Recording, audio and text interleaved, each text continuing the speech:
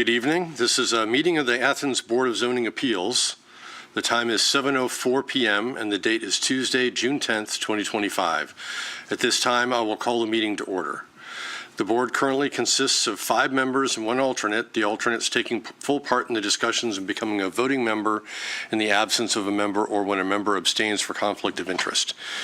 Members present tonight are Ben Lockman, Aaron Thomas, Alicia Sweeney, Paul Isherwood, and I'm Rob Delich, Chair of the Board of Zoning Appeals. Our alternate is not here tonight. Also present and representing the city are Zoning Administrator Mr. David Riggs and Zoning Intern Corbin Figueroa. Got it. So there's one case on tonight's agenda for property located at 122 East State Street. The board is required to take testimony under oath. Would anyone wishing to speak tonight concerning any item on the agenda, please stand. Even if you think and not sure, it's better to stand and swear. So do you swear or affirm that any testimony you will present to the board will be the truth, the whole truth, and nothing but the truth? Yes. Thank you. I now invite you to view a pre-recorded video of the rules of the board. The Athens Board of Zoning Appeals operates under the following procedure. The chair will name and describe the case. The zoning administrator or secretary will state the basis of the objection and any applicable facts or conditions pertaining to the case. The appellant or their representative will give reason why the appeal should be viewed favorably. Anyone wishing to speak in favor of the request will be heard.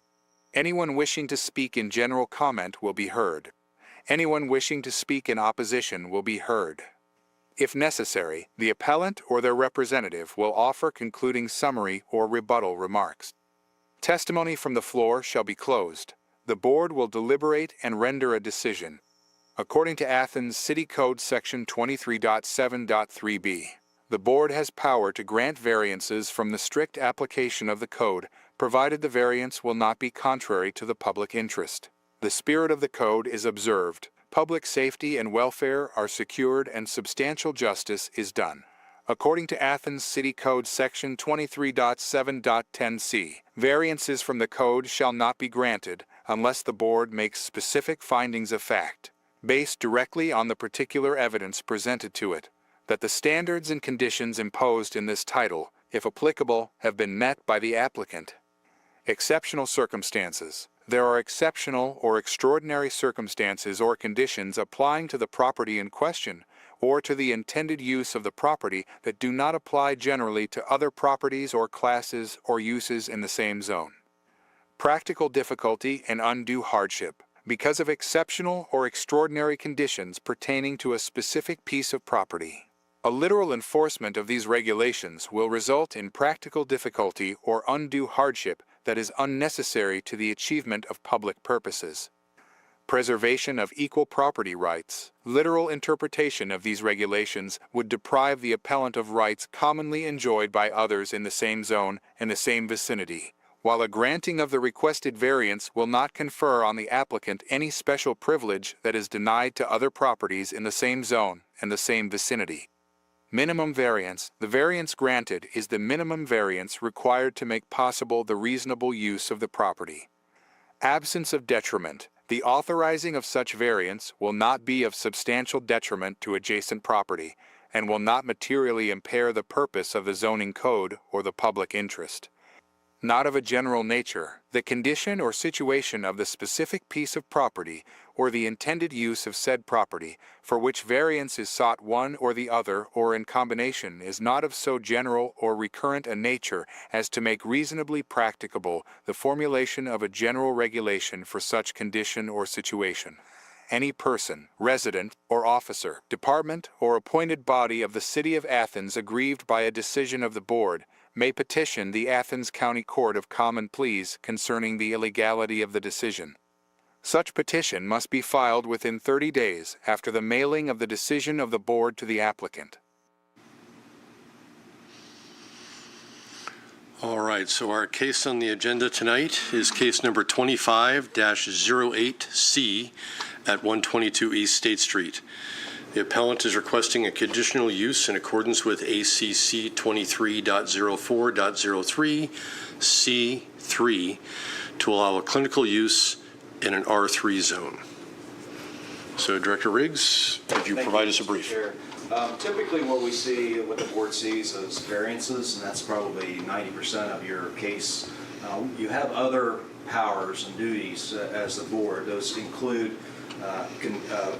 approval of conditional uses, approval of substitutions, interpretations of my decisions, and parking variances. So you have more than just the variance requirements here. So this is not a variance, this is a conditional use. And if you let me, I'll read the conditions of the conditional use. The BZA shall have the following powers of original jurisdiction for conditional uses: to approve issuance of the conditional use permit by making an affirmative finding in writing that the proposed conditional use is to be located within a zone where such use may be conditionally permitted, that all conditions for approval of such use in such zone have been met, and that such use shall not result in significant negative impacts or conflict with surrounding uses. So this is not a fact-based decision that you made. We've talked about this before. It's not fact-based. It's more of an opinion following those directions from the city code. So you don't need to go through those 5 different findings of fact. Could you read that section again? Yes, sir. Just take a note or two. Conditional use is to approve the issuance of the conditional use permit by making an affirmative finding in writing that the proposed conditional use is to be located in a zone which such use may be conditionally permitted, and that's the case here.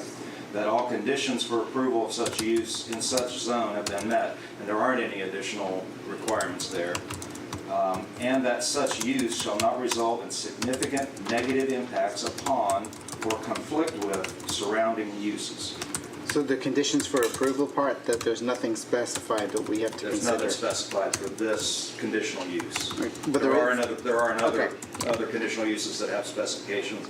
Usually it's like distance from a residential zone or something like that. So with a conditional use is granted, it would go with the person requesting it, or do it stay with the property Stays like the with property, variance? yeah. Okay. It's a use. Okay. That stays with the property. And for this conditional use, are we at liberty to add any conditions with it onto that conditional use? You can, Okay. yes, you can. I know with the other ones we are, so I Yes. just wanted Yeah. to double check. Yeah. Thank you. Okay, any questions for Mr. Riggs?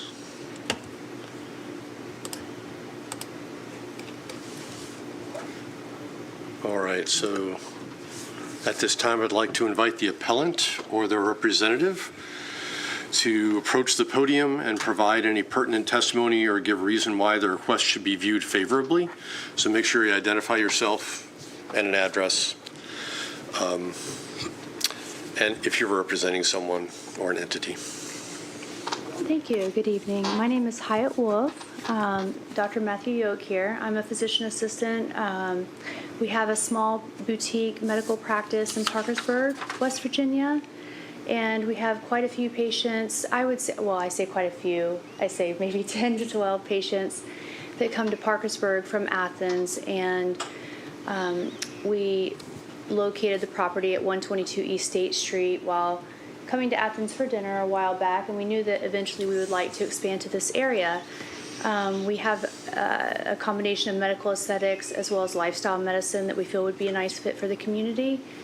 And, the practice that we have in Parkersburg is what we feel is a very small boutique type practice. So, when you envision most medical practices, they're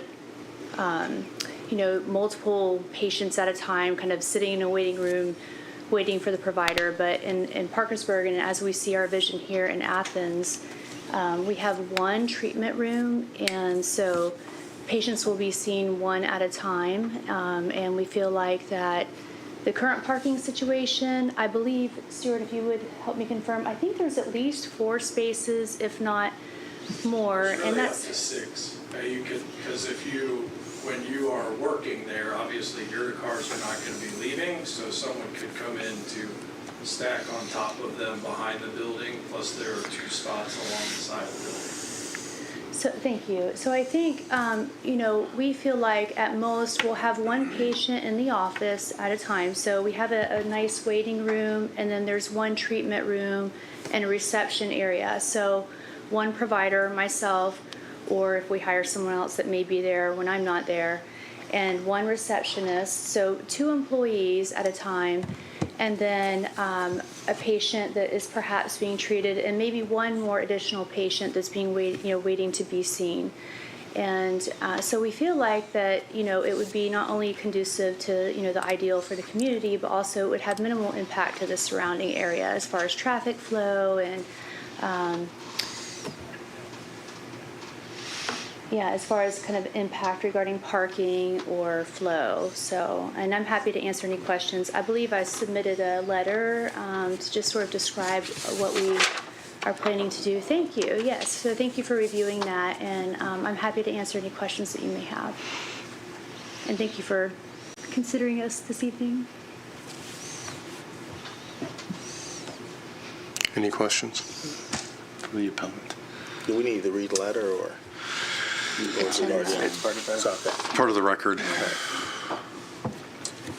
How many patients do you think you'll be seeing, like, on a weekly basis, both like kind of initially and then maybe at like the maximum capacity for this for this Sure. location? That's a good question, and this will just kind of be off of the cuff because I haven't really considered that. But right now, our planned hours are Mondays and Tuesdays from about 9 p.m. to 4 p.m., and then Friday mornings from 9 to probably noon.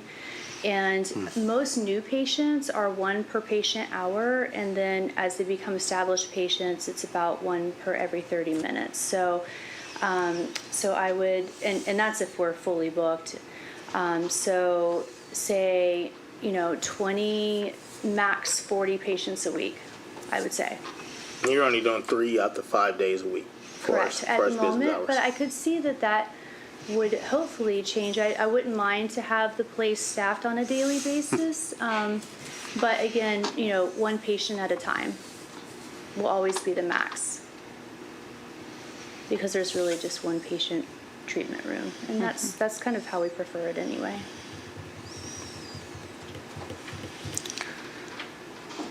And just to point out, this is a satellite office essentially, so you don't intend to close the Parkersburg location and move business to Athens. That's correct. Okay. And then I kind of hate to ask this, but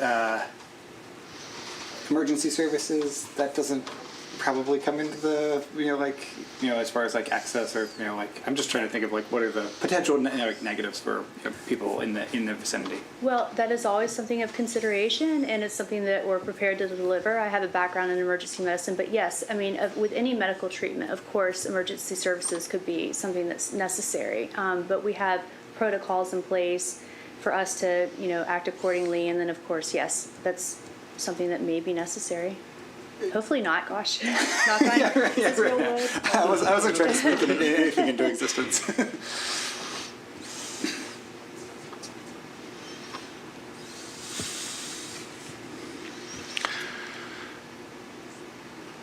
All right. No other questions for the appellant? Nope. All right. So I guess if you could take a seat, that would be helpful. And the other gentleman who spoke, if you could introduce yourself. Do you have anything else you want to add as well? Sure, please, yes. So my name is Stuart Goldsberry, and my wife and I, Kim, we own the property at 122 East State Street. We also own the property next door at 126 East State Street. And I just wanted to speak a little bit to the history of this property that I'm aware of. And I actually contacted Liz Mall this morning and spoke with her for a little bit because I purchased the building from Liz in 2013. We purchased the property from Liz Mall in 2013. And from at least going back to the early 80s, that property was used by medical professionals. There were a group of therapists that were in there from early 80s till 2006, and they actually had taken out, I don't know if anyone's been in the building or not, but there are 3 offices upstairs plus a full bath. The full bath actually had been taken out to be used as another office by the medical professionals that were in there. So they were seeing many more patients in there throughout when they were in that property. And then, so Liz had her real estate office in there, and then we moved in there in 2013 and just recently moved out. We moved out in December of last year. So I operated a financial planning and investment management firm there. And kind of to what Hyatt was saying with the traffic and flow, I was similar to the number of people that were being seen on a daily basis. I mean, I can only see one person at a time. Like Hyatt also said, there's really only one office that it's kind of what would have been the dining room when it was a house, was used as our conference room. And I believe that's where you're planning to use for services. So I would, plus I had more employees on my staff too. So it was myself plus 3 other employees. So we were parking there, plus then had clients coming and going throughout the day.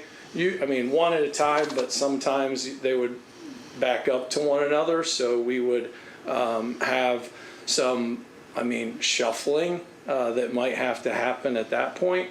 But that was because we had 3 other parking spaces that were being used by us as team members in the office. The location, you have easy access in and out because of the alleyway. The alley that drives up next to the office has 2 spots that are marked next to the building where people can park. Plus then, like I mentioned, there is also a handicap ramp in the back of the building, so for access to get in and out of the building that way. There's the parking in the back. Again, you really could park up to 5 cars back there, but you'd be squeezing in to get that many.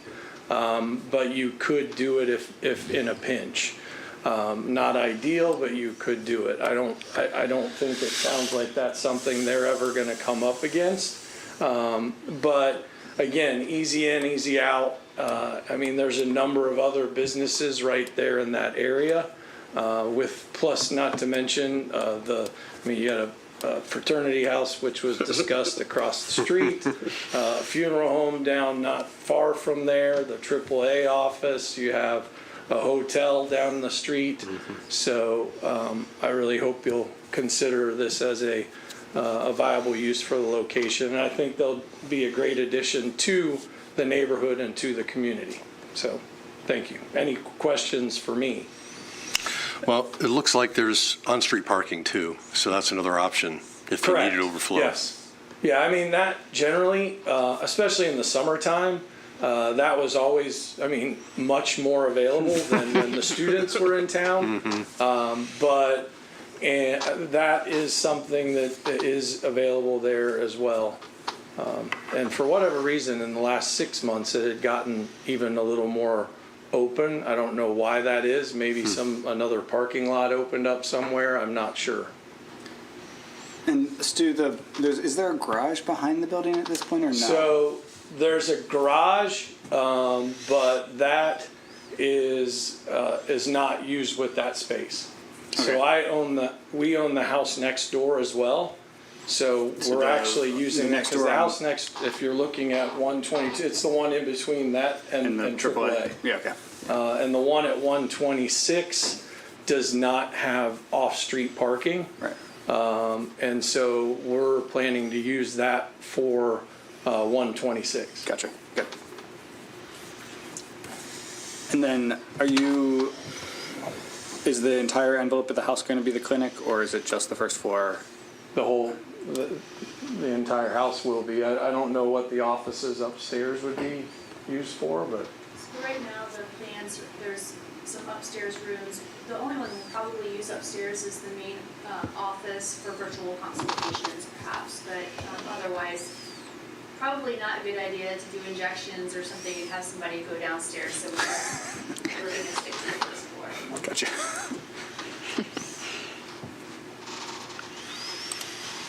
Awesome, thank you. All right, thanks. Sure, thank you. Would anyone else like to speak in support of the request? Okay, is there anyone present wishing to speak in general comment or in opposition?